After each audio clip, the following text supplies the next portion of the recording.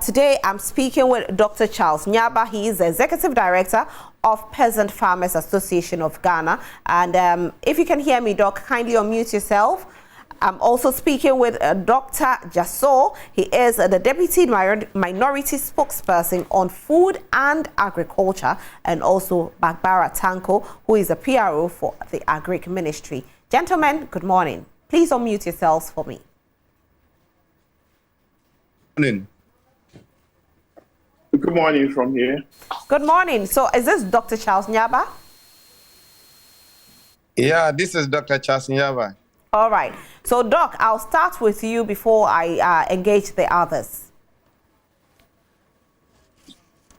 Okay.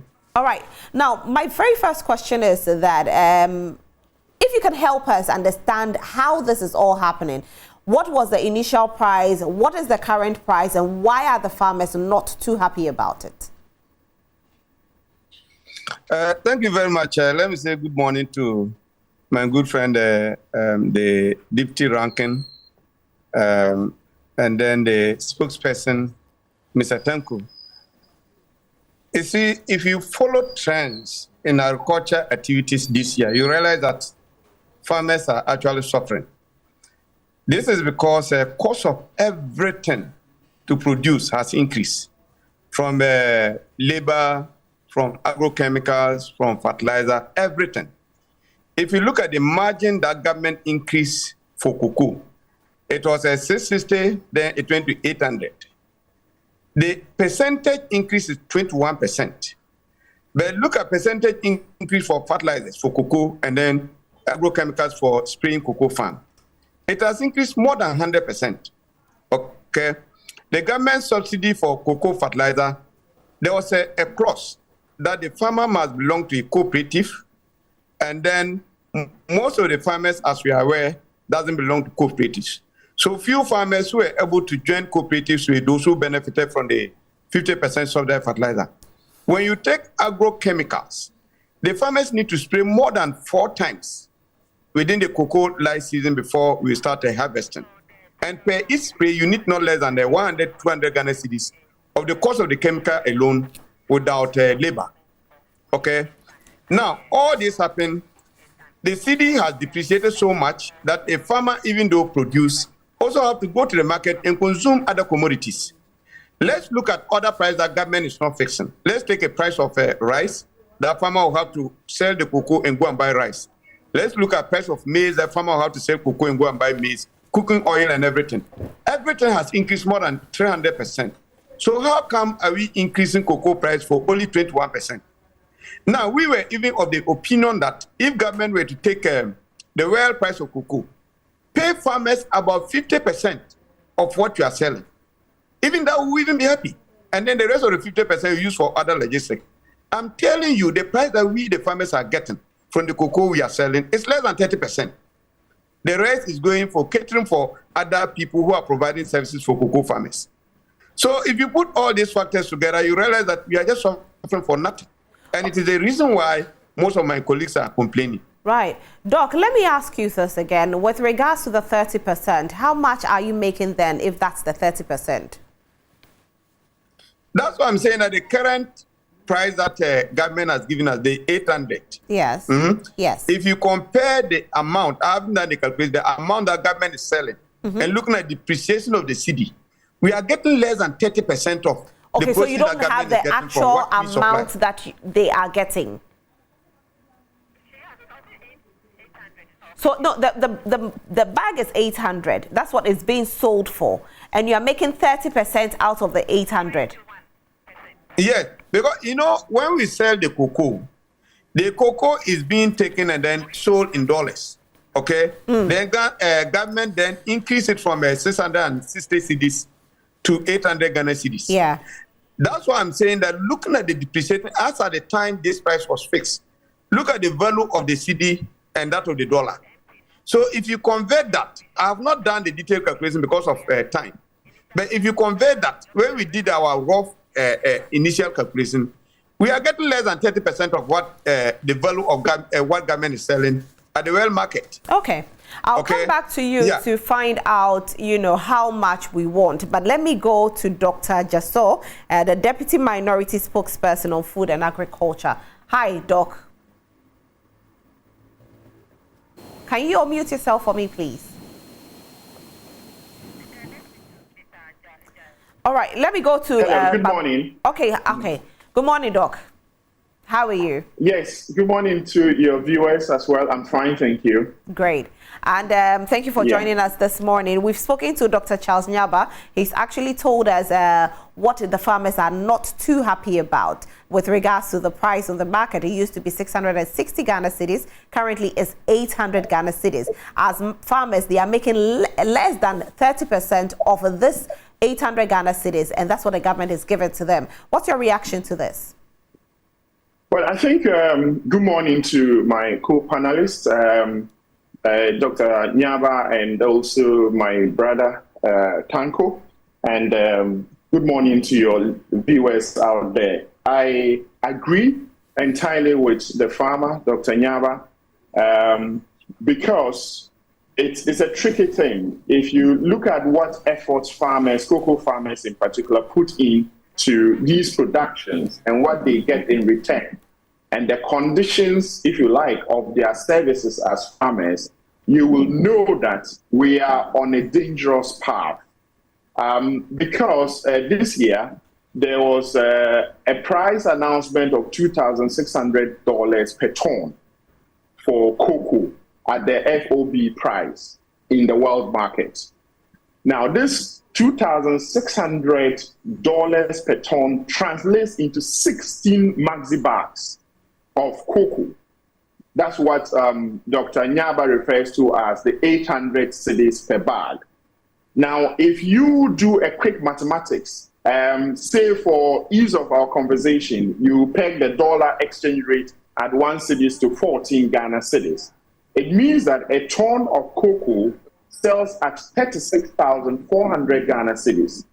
And out of it, you are giving the farmer 800 Ghana cedis. Now, if you divide the 16 bags, you come to a bag of cocoa selling at 2,275 Ghana cedis per bag. Now, 2,275 Ghana cedis, and then you give the farmer 800 out of that.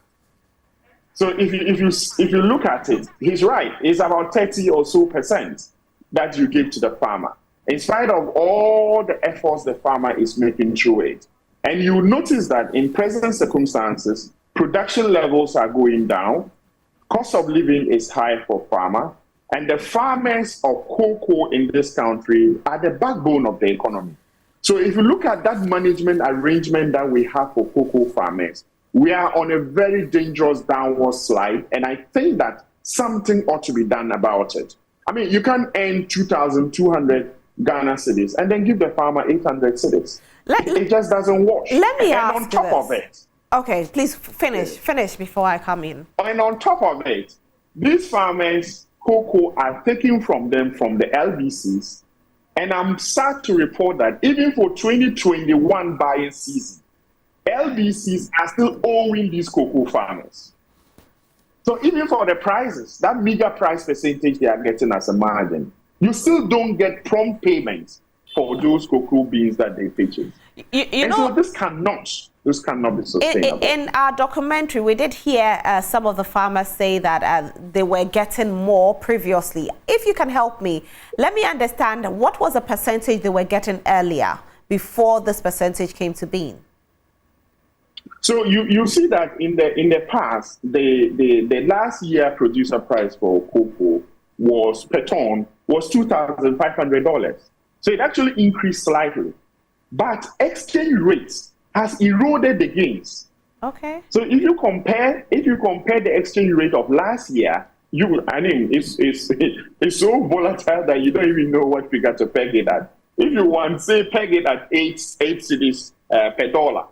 And then you see that if you do in cumulative terms, even though he's getting 660 cedis per bag, the rates of exchange gives him more cedis to be able to use. Food price inflation, general price inflation in the country was much manageable last year compared to this year. So he's able to purchase more goods and services with that 660 cedis. And the farmer did not feel as poor as the 800 cedis, which appears to be a bigger amount compared to last year's amount, but it's eroded due to inflation and price hikes and instability that is experiencing in the market. So it depends on what the farmer is using it for. Plus, the time value of money. When is he going to be paid the money? Exactly. You did say that the LDCs are owing these farmers. Exactly. Wow. That's quite sad. Let me go to Barbara Tanko so I take his reaction to this as well. Good morning, Barbara Tanko. Good morning. Barbara Tanko is a PRO for the Agro Ministry. Barbara, you've heard what Deputy Minority Spokesperson for Agric and Food has said. You've also heard what CharlesNyaaba has said. I would like your reaction to these, please. Yes, thank you very much. And my regards to the Honorable and my brother CharlesNyaaba. The peasant farmers, they've been the gatekeepers for the agricultural sector, and we appreciate them so much. In fact, when you contacted me, you indicated we're going to talk about farmers not getting agrochemicals. We'll definitely talk about it. I just wanted your reaction with this, so I'm not asking you any questions about it, just your reaction with what they said. So I want to agree with Honorable and Dr. CharlesNyaaba on the issues that have been raised. Indeed, it's true. Over this period, we've all experienced some sort of challenge as far as inputs are concerned. Production costs have increased, and we are all looking forward to where the farmer will be able to at least break even so that he can continue to produce for us. But I totally agree with that. Okay. Your line is a little bit faint, so we are struggling to hear you. But let's talk about the agrochemical. How is disbursed? Because some farmers are also not happy with how it's disbursed. Yes. So with the agrochemicals, what I know is that with the start of Planting for Food and Jobs, we had the issue of the fall armyworm. Of the fall armyworm, some chemicals were procured. Of course, with approval from Parliament, some funds were released. It was an emergency then, and since then, government has taken the total cost of those chemicals, which are procured and distributed to all the departments of agriculture across the country.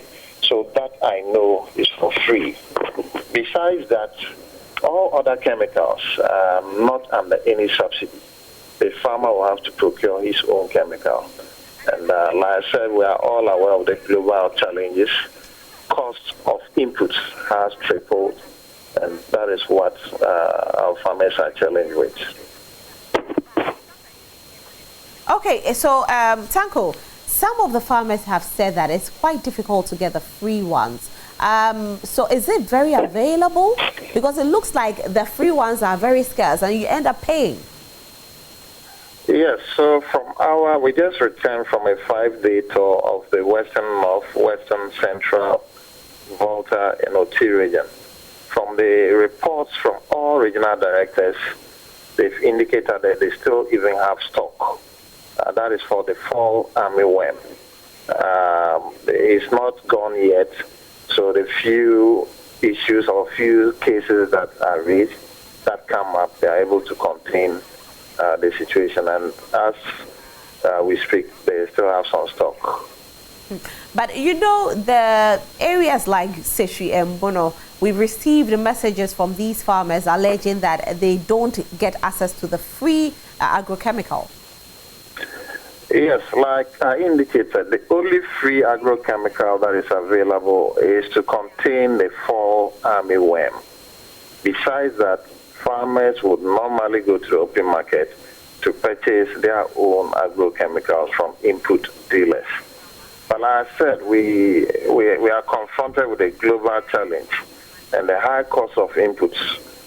Some input dealers are not even able to procure these inputs for onward distribution to farmers in the rural areas. So I won't be surprised if they've indicated that they are not getting.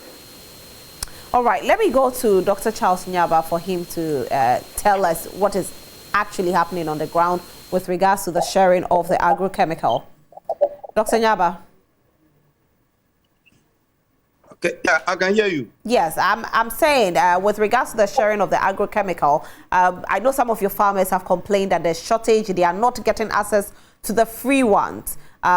Is this really happening? Can you tell us what the situation on the ground really is? Yeah, so let me make this clarification. I think that's what the government MPRO was trying to indicate. Government do not give any free agrochemicals for cocoa farmers. They buy them from retail shops or open market. The only free agrochemicals that government were giving as part of the planting for food and jobs was for the 4 armyworm. And those are to control worms that attack maize, not cocoa. So for cocoa, farmers have to go to retail shops and get them by. Now, because of increase in prices of these agrochemicals since COVID set in, it has become very difficult for some retail shops that are closer to farm gates to even get them for the farmers to buy. Where those retail shops got them, prices are more than 200% increase. So there are instances where farmers, the chemicals are there, the farmers cannot afford. Now, I think the other bit that maybe some of the farmers were complaining has to do with the subsidized fertilizer for cocoa. You know, government subsidized 50% of fertilizer for cocoa farmers.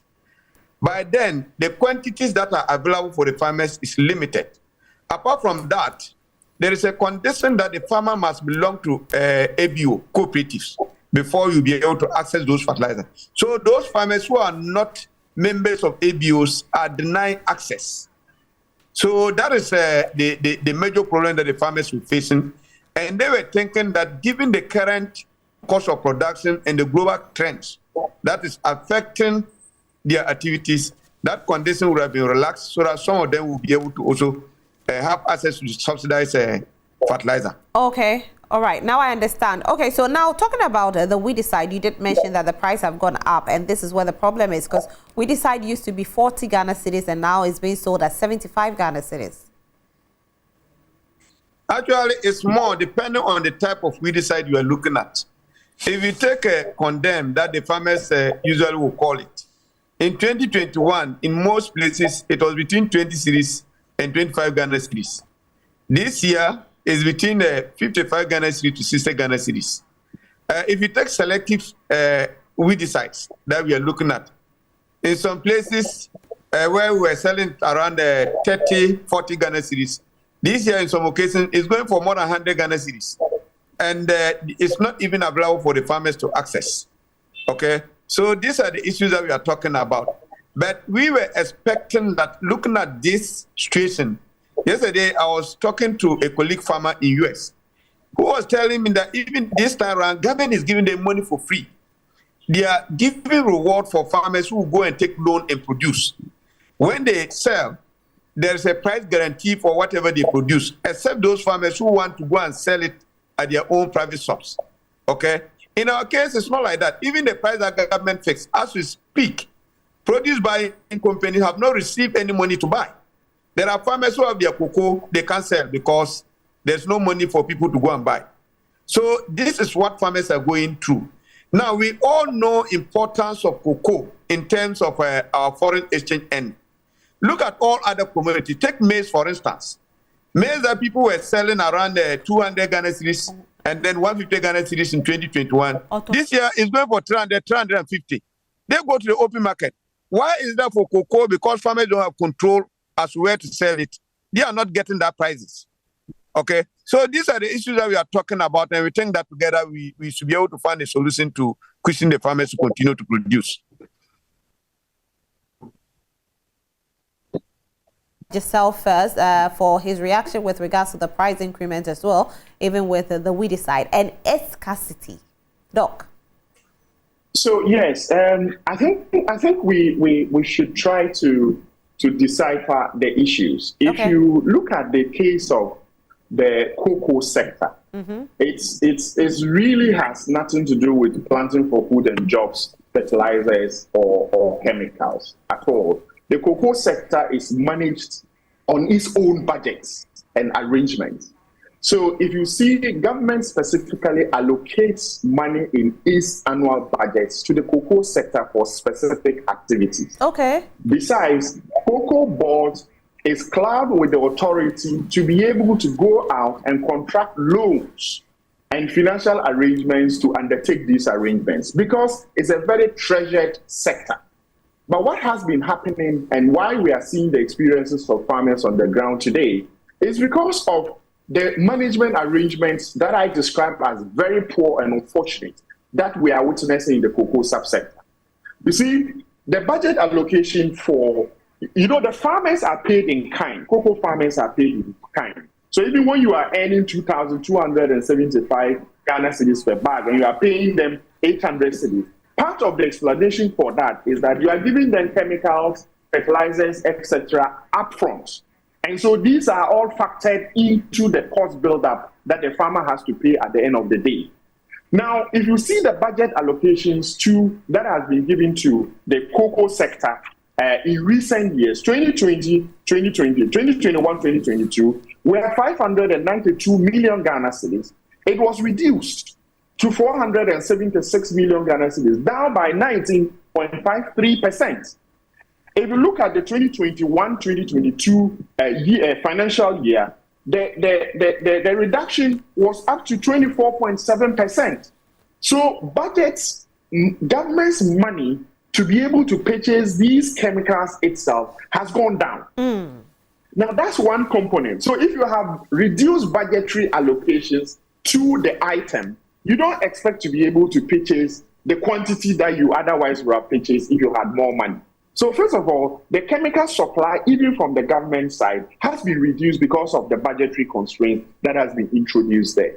Apart from that, Cocoa Board itself is undertaking some management and agronomic arrangement. They call it the PEPs, the Productivity Improvement Program, Productivity Improvement Program. And this, in 2017-2018, in fact, 2017 November, the government of Ghana went and contracted a loan of $600 million to be able to undertake this productivity improvement program. Part of that loan was supposed to allocate $200 million to building indigenous processing for this cocoa, and then $50 million for warehousing. The rest of the $350 million was actually supposed to be invested in these productivity improvement programs. Now, you have to ask yourself, what has happened to that money? From the reports we have received in Parliament, out of the $600 million to date, they have only drawn down $350 million, and they have written off the $250 million because they were in a financially distressed position.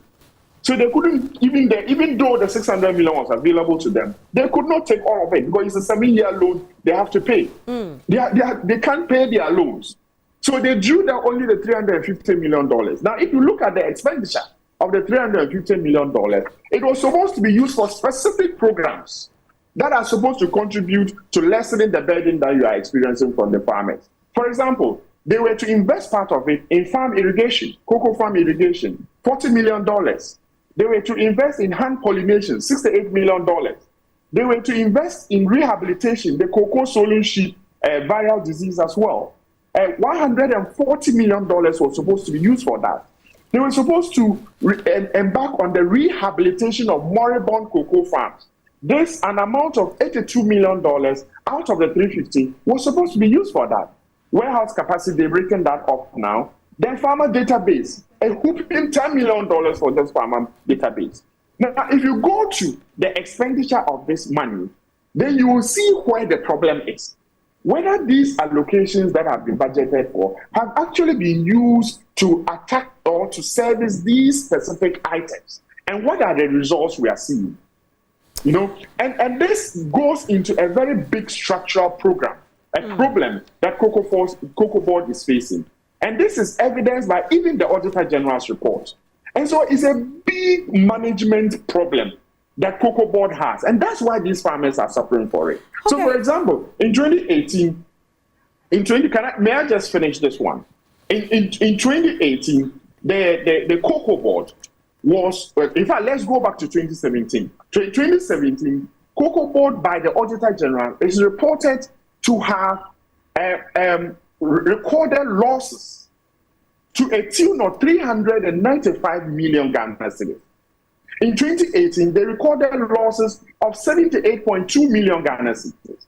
In 2019, they recorded losses of 320.6 million Ghana cedis. In 2020, 426 million Ghana cedis. As we speak, 2021, that is the report that is available to us. They have recorded a loss of 1.68 billion Ghana cedis. So when you have these losses recorded, how can you have money available for these basic operations that are supposed to manage and keep this sanctified sector of cocoa? Well, Dr. Jasaw, I'll come back and speak with you. Let me speak to some of the farmers. I'll definitely come back and speak to you. We are going all the way to the Bono region, and I'm speaking to Obing Frimpong, who is a chief farmer. Good morning, Obing. Hello? Hello? Okay, Obing, so for the sake of our viewers, Obing is going to speak Bono. I'll try and translate it to English later. Obing, it's saying. This is not open. This in Nanafojo Asari. Chief farmer of. Oh, this is not being from Paul. This is Nanafojo Asari. Yeah. Okay, so Nana, you are a farmer, right? Yeah, Mama, I'm a chief farmer. Yes. You are a chief farmer. Okay, Nana, please explain to us what is happening really on the ground, because you are a farmer. You are going through it. Tell us exactly what's happening. And if even the weedicide is available to you, the chemicals that you've been promised, is it available? Please, if you can turn it into vernacular, that for that. Let's go. Yanko tree, Nana. Yanko no. Nana yanko. When say Ghana ha cocoa no ono na ofia otibue kama tambia. Na sa fiwe no. Efa asiku ne niema ne nura ayesa nyana no kwani aha kuafo ne Texas pa enti ye decide say nka Ghana government anase koko sector no mbetima nka efa asiku aduro ne niema kokoso no nka momo na say on beboa ye maye anya sa niema ne tense ne koko no so ebebo modina ebeboa ye kuafo ne Ghana banyina nti ne ye tambia ye kan say Cocoa man yen jada yen chirman na no na ofa on be yen wo asasi so because cocoa ne ya de bia e boa kana fo yi pa na se ne sector ne siko ne nhye ne siko no e makuafo na ba mabu enuro kura sometimes ne yen nyanru pompe yen hwe efa schema na se ya banso de ba na se ne ma bia o de be kuafo so ye hwe ne a ma di sometimes na me lose in farming no so opi obakura wie school kura na say or ye kokwa adwuma ana ni pa no on feel say obema obana aye adwuma no let them be man continue say onko school nti makoko kua na akofam nana edro no munya bito adro okay o kosto dia munya bito o kosto nya bito na e bia be say na koko mre uniska unya loan fiba dia Sisi a ne boye say. Okay, no egugum. Ebi owa sama ye asiku je ni biso a ye nsu. Na ne bo na egugum bi wa na nse ne nyama esi huruguru kosoro na ye nti. Ne bo na ye na demai. Na say ka say den a na ne boye say. Ne bo na me ka say gina fa ko. Ebi tintom bi 600. Bi tintom bi 500, 400. Oh, okay. Now, none boy are saying, answer what they buy 600. Okay, no, no, because a graph. I think they may tell me the 1 liter no, I'm more than 500. Na can you know, na I buy what my in Droni be for free. Oh, yeah, no, I'm more than my. Na free no. Anso na wa to bia so. Na sisi free no ebi wo ho. Pastor nana. Free ndro no. Ekwa enye. Oh, say free na me say aban on fa manti ebi ni ho. Ebo so me ahini munya from ana sa ikura asiko ndro no. Amon fa magi say bia ojon ko bi na ko no so mod bag se wan tua some amount a ono ko ano won say nka bi. Oh, okay. It is just a John Ko. I see. Now, Bebo so me say ni wonya bi. O say school no start ko no start say swa. Na somewhere be say September. August September no na school no start ba. But then na koko so nyamre. Satan no kura no anron kura no se wan cost a unya bi because abandia na say ni agree for the bank na enya mai. It is school nya ka koko no yesu na o ya ne fia entimi nya yibi. Obe stress brain nya yibi nka early beginning of the season no ananka omode badia nka ereboa ye ne. Na yenka ebo no sisi a what say 800 Ghana. Na ebi 800 ebi 80 it depend. So open full box dia obetuma nya no bia 800. But open 1 liter dia and you pure obenya na be say 60. Na make cocoa na nkasa ne bo. Cocoa nkasa bo say 8 million. Na what say one pay? What's the one pay? Sika no onye. Oh, okay. Say we are here what you obia in 3 from what the public because yes, but yes, I say it's in your money in a firma. In fact, no kweni sometimes no it's in boka obefa labor obefa your money na obi ye comparison ma. That's an team cost from my say any better home fa. Say S sura he. I think Kenya need to say 10 million. Yo. Okay, Nana. Yati. Definitely aban refe. Yedasi P. All right, I've been speaking to Nana. He's a chief farmer in the Bono region, and all he's been saying is that it's quite difficult to get the agrochemical for their plants. That's the cocoa plants. It's quite difficult, and they are pleading with the government that if they can make these weedicides available for them in the beginning of the season, before the end of the season, it will be very good because it's quite difficult for them to get it now.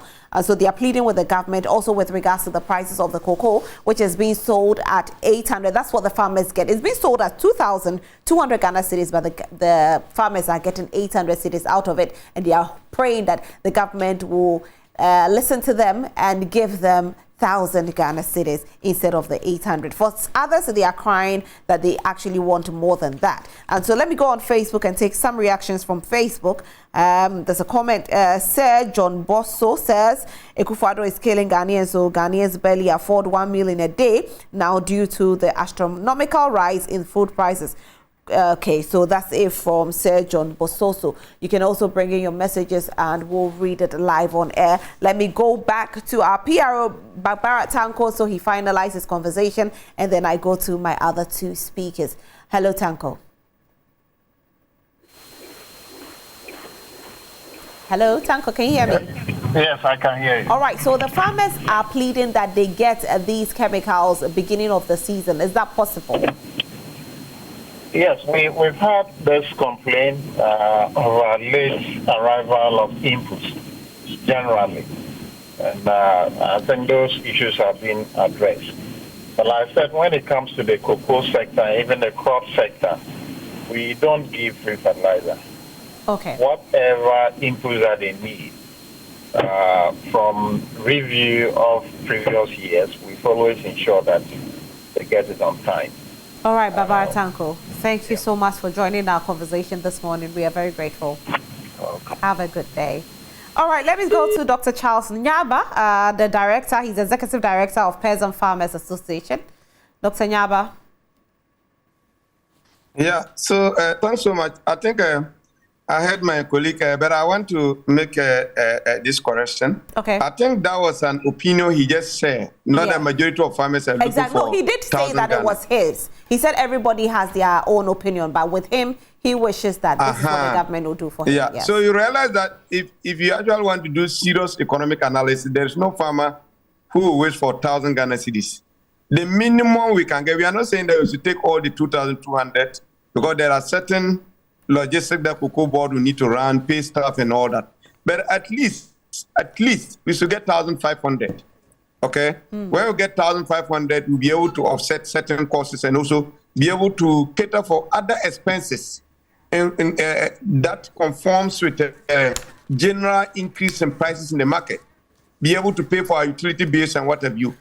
So that's what I have to say. But in the meantime, I also call for government to, as a matter of urgency, try to make money available to the produce buying companies to get to the communities and then take what the farmers have already produced. Right.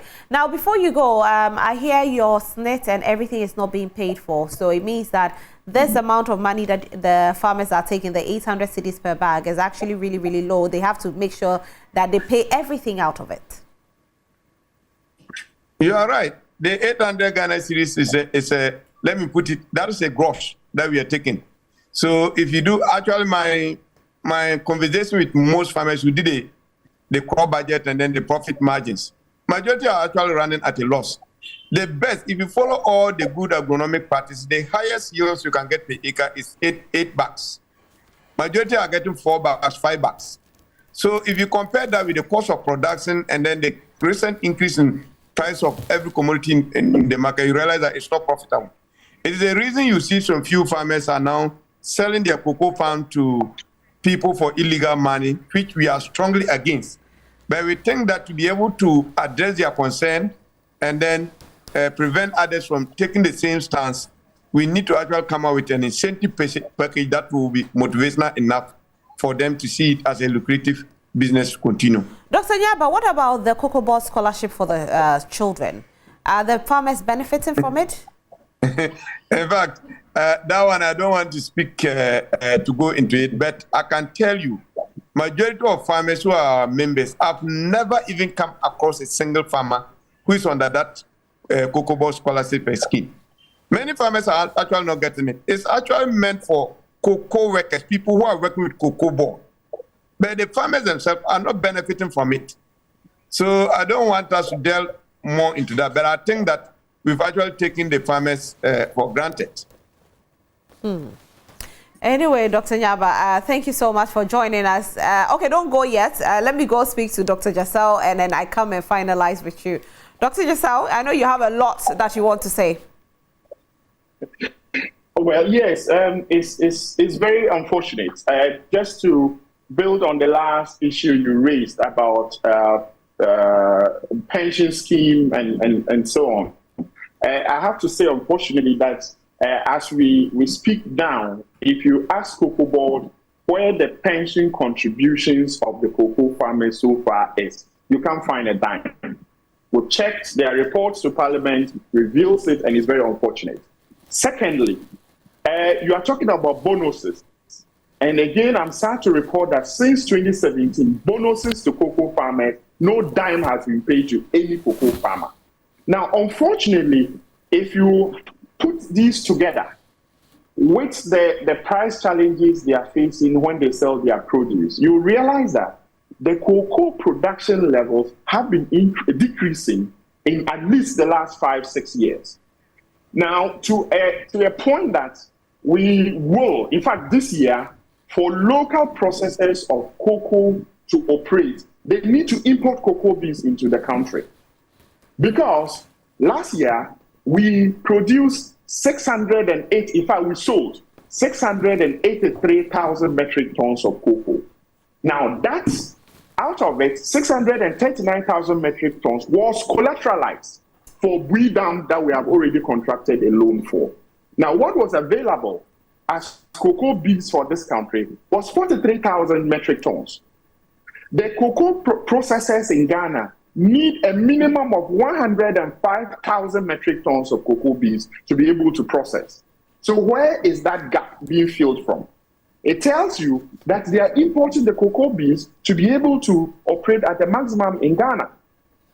And so if we say we are a producer, a cocoa producing country, and this is what our farmers go through, then we have to have a very serious way look at it. Secondly, you will notice that if the cocoa farms now, as Dr. Nyaba also indicated, are being converted for other uses, i.e. galamsey operations. One of the reasons is that under the Cocoa Moribund Farm Rehabilitation Program, what happened was that farmers were encouraged to cut down their cocoa trees. They cut these cocoa trees down, and Cocoa Board was supposed to supply them with seedlings. But before that, they also supplied them with plantain suckers to be able to help protect, in an agronomic way, protect the young seedlings of cocoa, so that within 3 years, you can have a new field regenerated.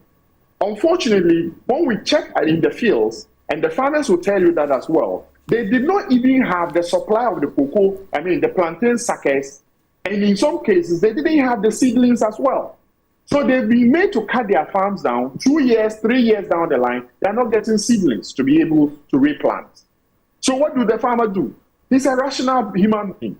He's likely to just sell off the field to a galamseyer and make some money to be able to survive. That's so these and many other factors, yes, these and many other factors are accounting for the reduction in cocoa production levels that we are witnessing in the country.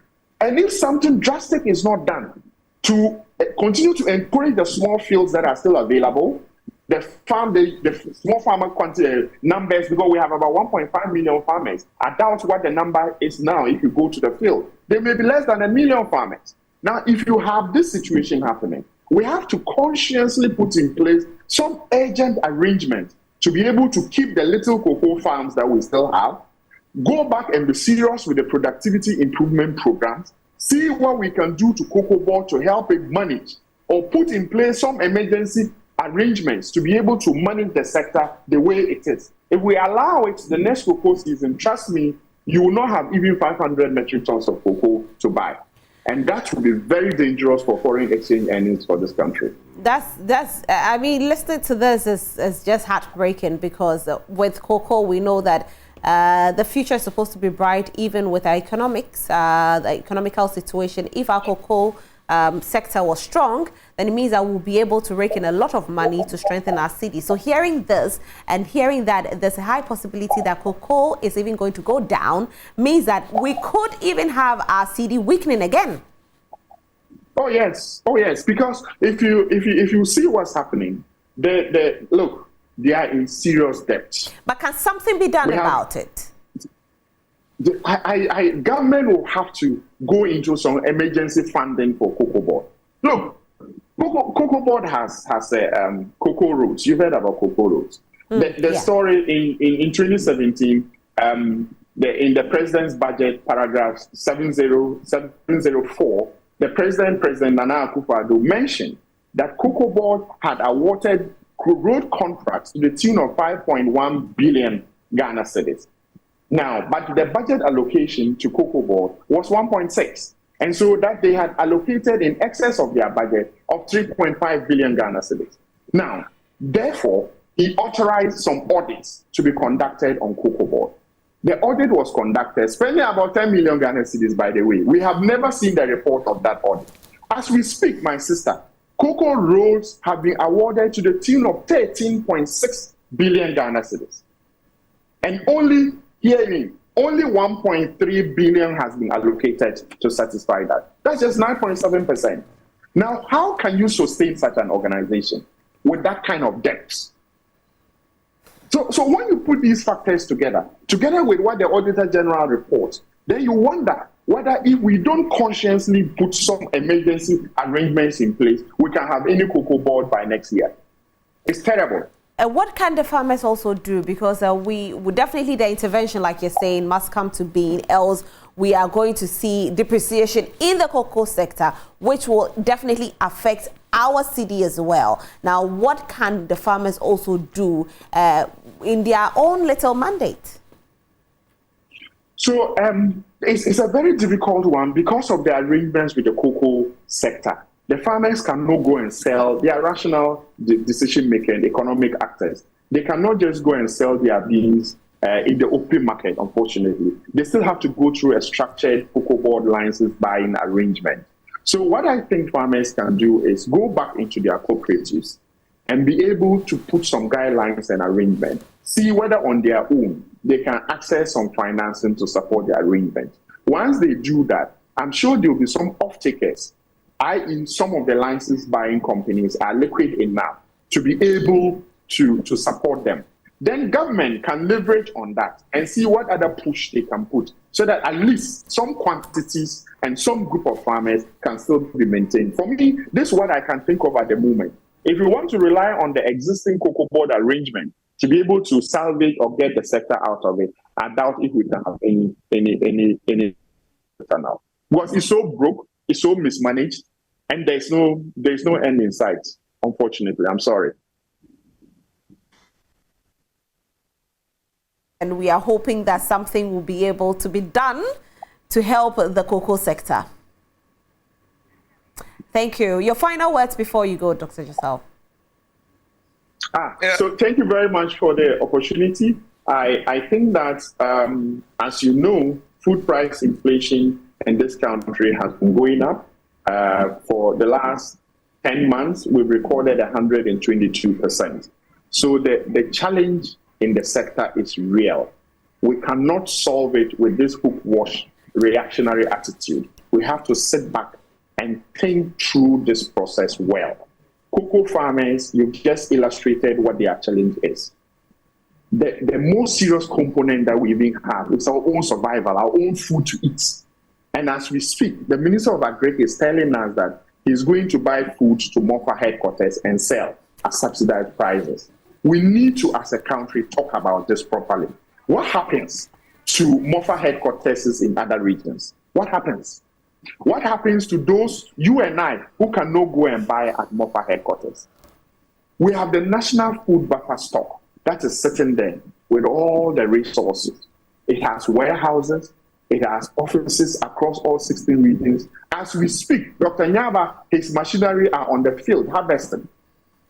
He even has no storage space to store his produce. Why don't you equip them with money now? And you can do that. You don't need any significant money. Just give buffer stocks some money. Let them go out there and buy this food at minimum guaranteed prices. We have the Nasia, we have all the rice millers around, Aveyime and so on. Can you put in place some special emergency arrangement that will help them reduce the cost? Get Dr. Nyaba and his colleagues to be able to sell to these processors. Allow them to bag this rice and then sell them. Do something about the importation of rice. You don't have to stop it completely. Just do some moratorium of 10%, 20%, and give that to the farmers and see whether we will not begin to stabilize food prices. Then you say that you are going to sell food at MOFA headquarters. Come on, this should be a serious country. I think that Agri minister should just resign. He's failed it. He's lost it. He should resign. He's failed it. There's an allege that there's going to be full scarcity by December. Are we projecting that it will be so? Well, it's real, because if you look at the developments in the sector so far, I think that farmers are operating at very high, even the harvesting we are talking about.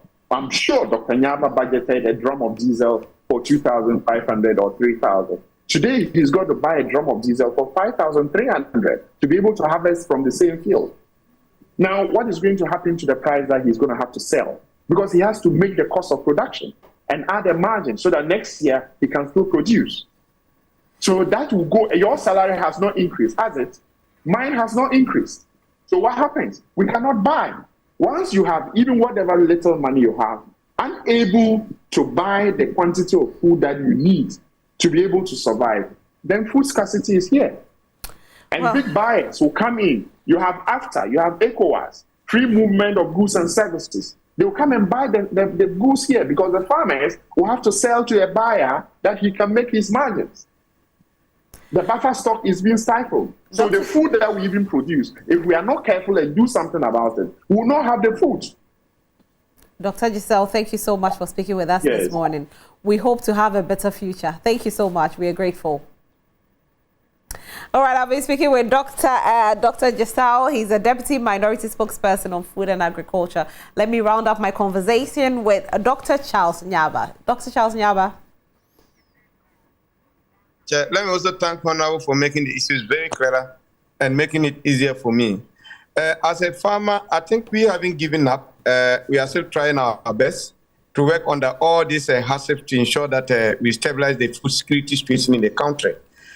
For cocoa farmers, I think we've been talking to them. But just like Honorable said, there are grassroots human beings who are also into it, seeing farming as a business.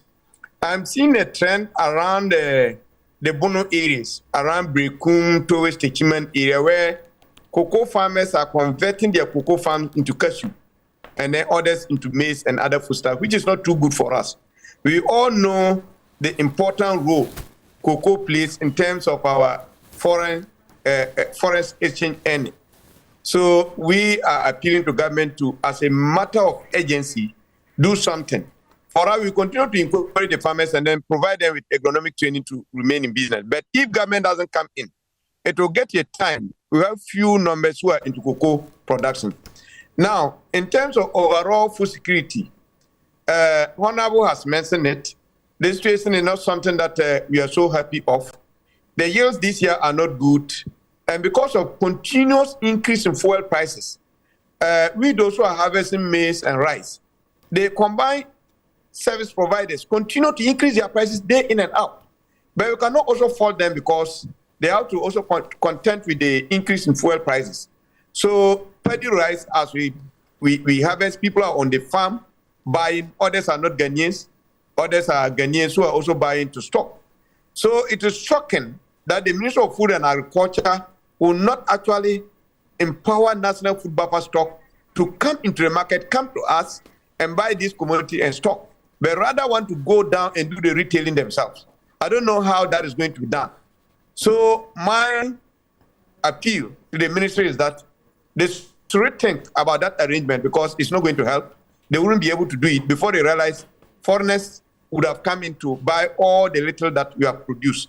And then during the rain season, the situation might not be too good for all of us. Right.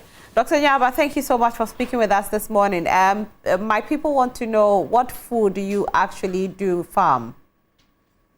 Yeah, I do maize, I do sorghum, I do rice. Okay. My production areas for maize is Kintampo in the Bonahafu region. The rice I do in the Yaba, Fumbisi, and then Navrongo. Okay. Yeah. That's nice. All right. Thank you so much for speaking with us this morning. We are very grateful. Thank you. All right. Have a good day. So we'll be speaking to three great people. We actually spoke to a farmer. We spoke to Dr. CharlesNyaaba. He is the Executive Director of Peasant Farmers Association of Ghana. Also, we spoke to Dr. Jasaw. He is the Deputy Minority Spokesperson on Food and Agriculture, and also Barbara Tanko, who is the PRO for Agric Ministry. Then we went all the way to Bono to speak with Nana, who is a chief farmer in the Bono region. All they are asking for is that the government will intervene and increase the price of cocoa for them. Now, they are getting only 800 cedis as of now, but others are requesting that they get as much as 1,500 so they can help themselves as well, because they have nothing to fall on aside this. They don't have any pension scheme. They don't have the scholarship that they were promised. They don't have it either. And so they are making everything making a living out of this 800 cedis. They plead with the government to increase this so they can have a comfortable life as well. You've watched Prime Insight, but we have a lot more coming your way on Prime Morning. We'll be speaking with Kwabna, and then we'll have a musical performance for you as well. Do stay with us.